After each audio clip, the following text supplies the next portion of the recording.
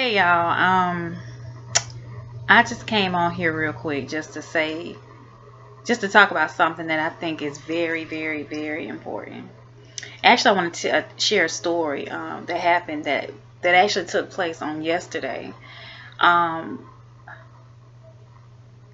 Yesterday I had a lot of errands to run. I was out taking care of some business, getting some stuff done, and I ran across. I had to go to this particular place. I had to go to a doctor's appointment, and then after that with my son, and then I had to go take care of some business.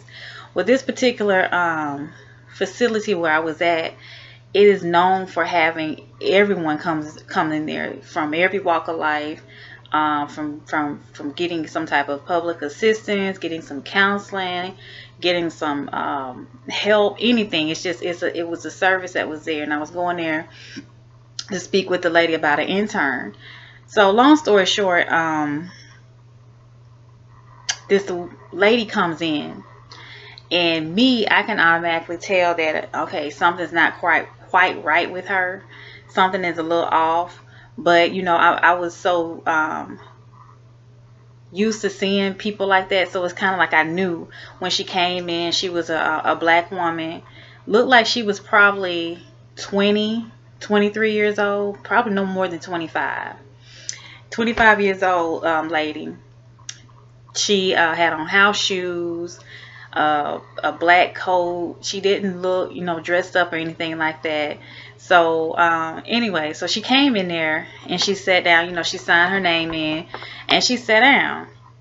And I was reading a book, waiting for to be seen by one of the ladies back there, so I can talk to them about an internship. But so she sat down and she started to. Of course, other people were around her, around the area, sitting in the lobby area as well. But when she starts to talk, and she was just blurting out stuff, she was looking at people, calling and saying their name, saying a name, and of course it was not their name. So she was start talking. So the first thing I realized is just like, okay, she's just blurting out things or whatever. So of course everybody around is starting to get a little suspicious, like, oh, that's a crazy lady, or she something wrong with her, she ain't wrapped too tight.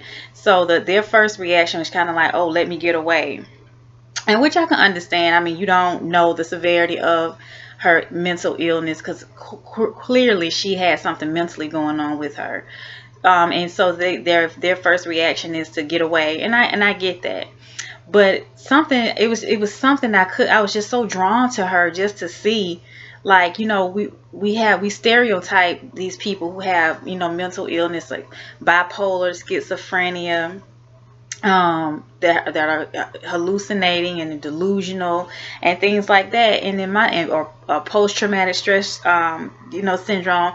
We're so quick to label them as, oh, they're not good people, they're completely gone mentally or whatever, like they don't make any sense, like don't listen to them. But something about this lady made me want to listen. And as I was listening to her, yeah, it kind of, to me, at the end of just listening, concluded why she was the way that she was. I came to the conclusion that maybe this is the reason why you're dealing with this mental issue that you have now. Maybe this is the reason that you are experiencing these outbursts, this like I said, I don't want to label her or name it, because I don't know what type of illness that she had. But to me, it seems like it was a little bit of schizophrenia. Like she was zone in to reality, she'll zone out. She wasn't irate, disrespectful, or anything. It was, the people that worked there, I had to tell her at one point, ma'am, could you please be quiet? She was just like, okay, yes, ma'am, yes, ma'am. But she was just like, can I say something? And she'll say something, she'll blurt out just some stuff. But long story short, she was just sitting there and she started to talk.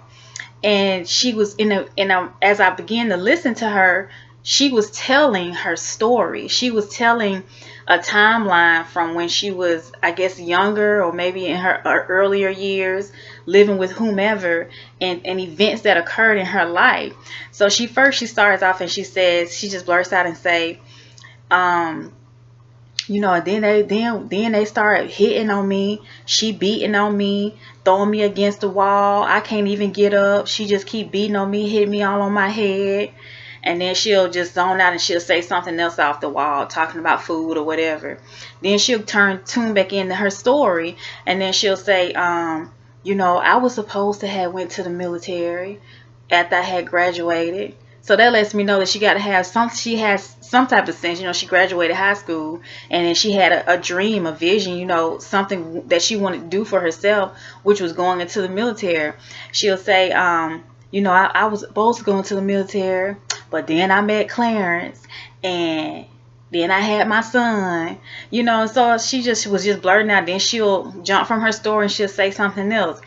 And then she starts to talk about how the abusive relationship that she was in. And to me, it seems like somebody either molested her or raped her, because she kept saying all they used to do was pull my breast out.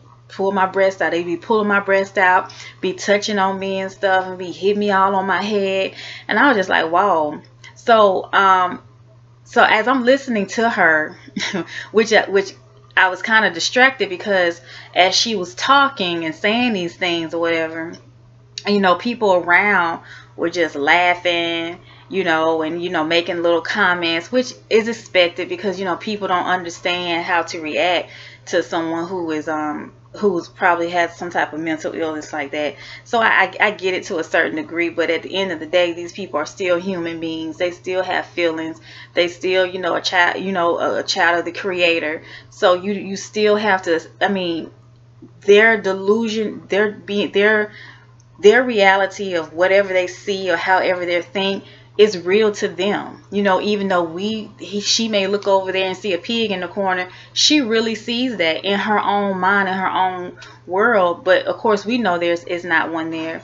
And a lot of people don't understand that. So I get the reaction, but it was kind of upsetting me a little bit, because I was just like, at the end of the day, you don't mistreat nobody. Do what you have to do. If you feel like you're uncomfortable, you want to move, then that's fine.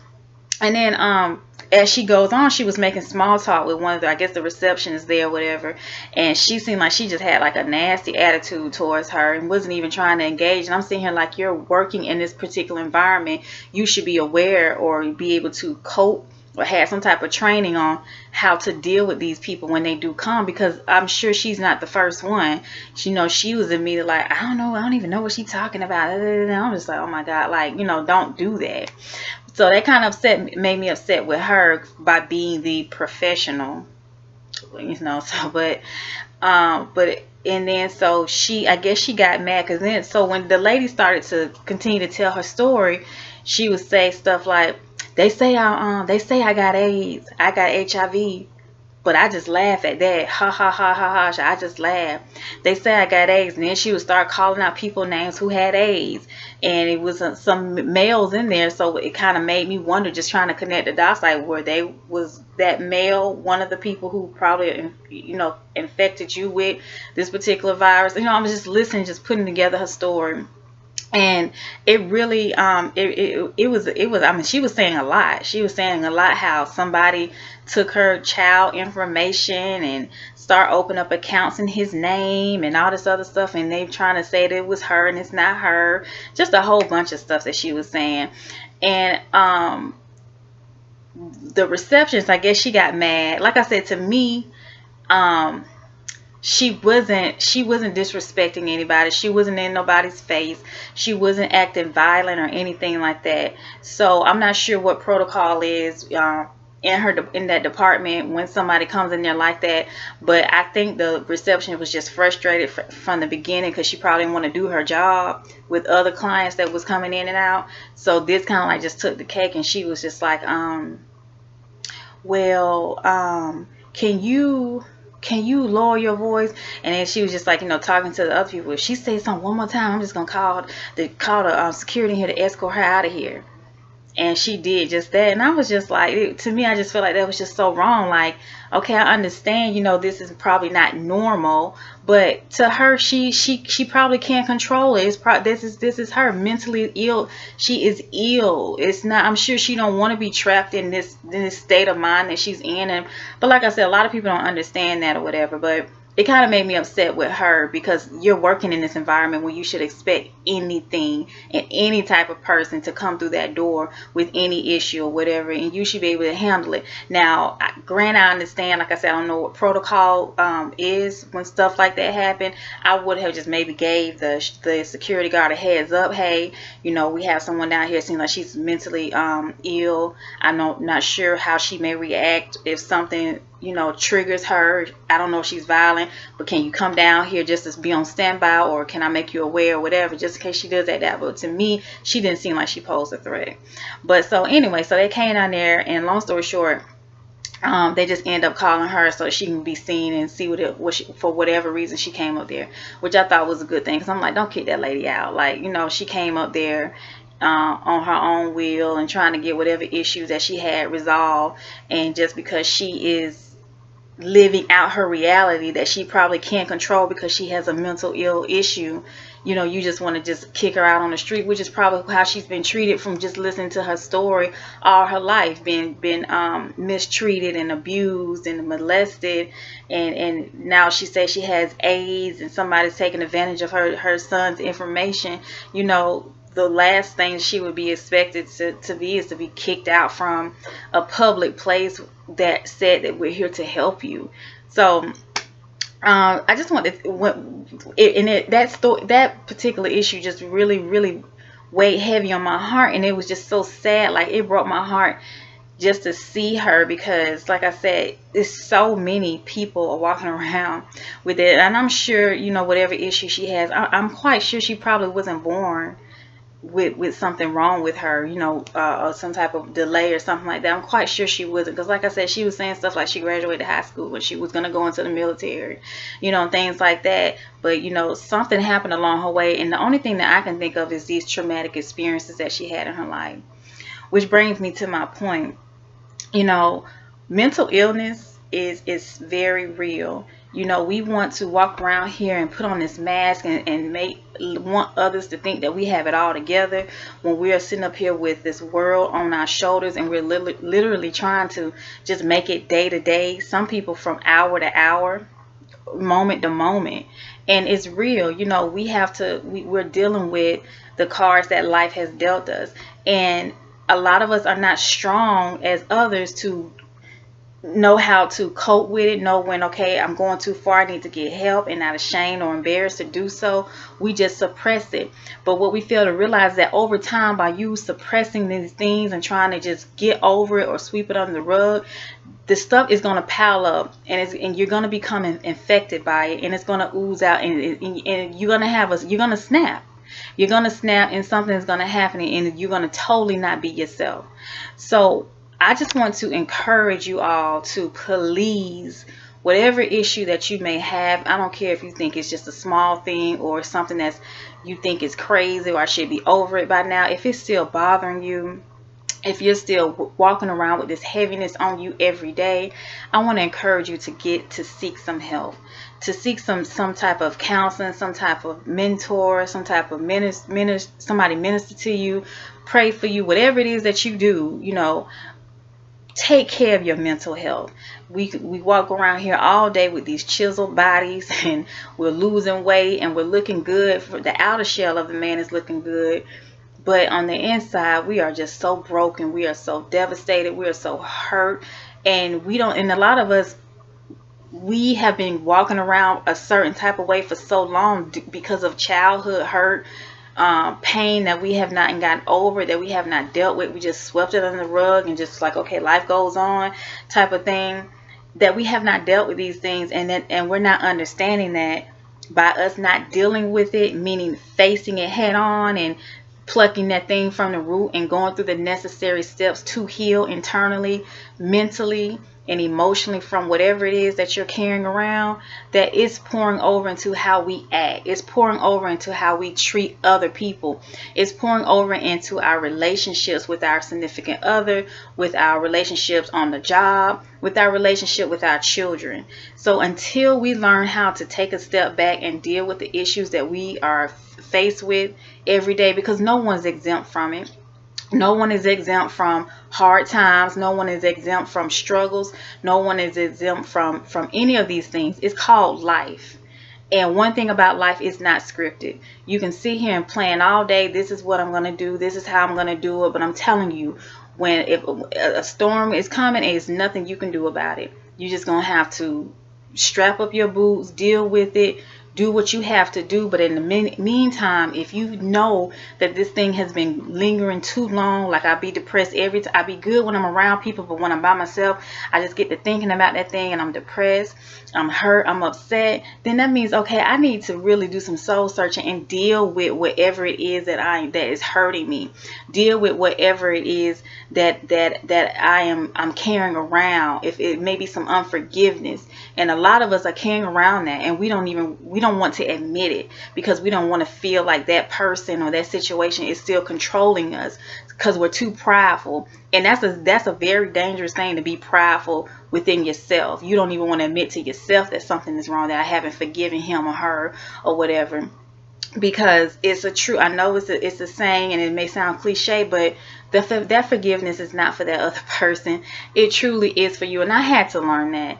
And it was just like, why would you let someone who is no longer in your life, probably don't even think about you or even care about you, or probably dead and gone, still have so much power over you, to where you're angry all the time, you're bitter, you're jealous, you're upset, you're treating everybody that comes in your life that reminds you of that person that hurt you as if they were them. It's because you have not learned how to forgive. If we keep walking around with that stuff, I'm telling you, it's gonna get in our mind. It's gonna start, our mind's gonna start playing tricks on us. We're gonna start becoming paranoid, angry for no reason, upset. Depression is real. I've been through a depression. I know depression is real. You have to learn how to heal, to get specific help for some of these things. And I know in our African American community, we're not used to that. A lot of people say, oh, pray about it. And don't get me wrong, prayer is good. However, there are necessary actions, there are necessary steps that need to take place, that you have to physically work it out, talk it out, in order for you to heal. Because if you don't, we can pray all day, but we got to do our part and take accountability for our lives as well. So there's a reason why we have counselors. There's reasons why we have therapists and doctors and things like that. And I'm not speaking on just for to get medicated, but there's a reason why we have those people here. Let them do what they love. I hope their passion, and help yourself so you can heal, so you can have the best life. Don't continue to walk around with this stuff on the inside of you. It's too heavy. You got to let that stuff go. You have to let it go. You have to learn how to forgive them, forgive yourself. You have to learn how to press forward, and not just pressing forward and forgetting. No, heal that thing and continue to put one foot in front of the other. And I'm telling you, before it's so long, you'll really understand. You'll really realize that, dang, there's been a period in my life where I have been missing out on what joy is, what happiness really is, what peace really is. Because every night for the past few years or whatever, you've been walking around with this hurt and crying yourself to sleep and wondering about and what ifs and all this shoulda, coulda, wouldas, because you haven't learned how to heal and let that past go. It's in the past. Don't carry that stuff into your future. And that's probably some of the reason why you can't really enjoy your present and your future, is because you're still holding on to stuff. So I just want to say all that to say this. Love yourself enough. I'm telling you, and I'm not just speaking from something I read or something that I just want to just rant about. I'm speaking from experience. I'm speaking from coming from a place of having to literally peel myself out of the bed and learn how to work through my issues and things that I was having bottled in or whatever. And I'm telling you, when I have gotten to a place of deliverance, when I've gotten to a place of completion and feeling whole within myself, meaning I wasn't depending on nothing or no one else to make me happy, it is the best joy in the world. It is I mean, I feel like I am really a new person, and I never knew love like this before. I never knew joy like this before. I never knew peace and having a sound mind like this before. So I'm telling you, I express, and that's what, the reason why I say, you know, self-love. We have to love ourselves first before we try to love anybody else, because we're not going to do nothing but pollute it and taint that thing. You have to learn how to love yourself first. Love yourself enough to know that you deserve to be happy, that you deserve to have your wholeness, that you deserve to let go of this past so it won't be so heavy on you. So I just want to encourage someone today to, if you're dealing with something, whether it's a breakup, whether it's a divorce, whether it's a absentee parent, an abuse, a rape, being molested, being neglected, being mistreated, being overlooked, being pushed aside, being hated on, whatever it is, and it's still bothering you, it's still hurting you, it's still weighing heavy on you, get you some help.